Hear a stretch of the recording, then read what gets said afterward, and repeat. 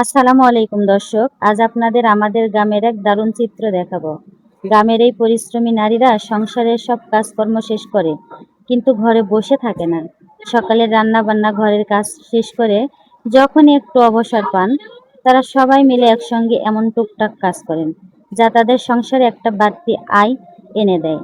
চলুন আজ তাদের সঙ্গে একটু কথা বলি। দর্শক, যদিও এরা ক্যামেরার সামনে কথা বলতে লজ্জা পাচ্ছে, তারপরেও যতটুকু দেখানো যায় চলুন। এই মনে হচ্ছে তুমি একটা ছোট মেয়ে। তুমি পড়ালেখা করো না? হ্যাঁ, তোমার নাম কি? সম্মাদ হইছি। তোমার এখন স্কুল নাই? না। কাজ করতে কষ্ট হয় না তোমার? হ্যাঁ। দর্শক, মেয়েটার বয়স মাত্র 10 বছর। সে লেখাপড়ার পাশাপাশি ছুটির টাইমে তার মার সঙ্গে সেও এই কাজে সাহায্য করে। মেয়েটা খুবই লাজুক, ভিডিওর সামনে আসতে যাচ্ছিল না, লজ্জা পাচ্ছিল। তো দর্শক, আমার এই সাধারণ ভিডিওটা আপনাদের ভালো লাগলে একটা লাইক, কমেন্ট এবং শেয়ার করে দিয়ে গরিব অসহায় মানুষদের জন্য কিছু করার সুযোগ করে দিন।